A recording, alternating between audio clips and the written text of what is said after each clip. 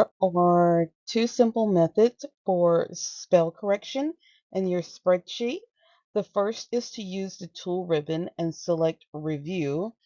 And then over to the left, you're going to see the very far left, you're going to see the button for spell check. You click on it and then select how you want to correct your words, whether one at a time or all at once and so forth. The most important thing to note here is that you want to be at the top of your data set.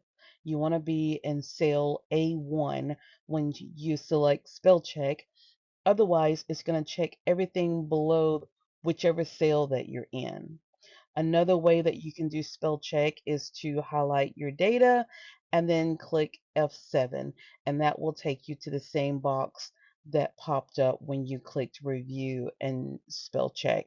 So you can either use either method. For a small amount of data, you may want to do F7 because it is important that the data be highlighted. But if you do have a large worksheet that and you want to use F7, then you just click the top far left corner of your spreadsheet.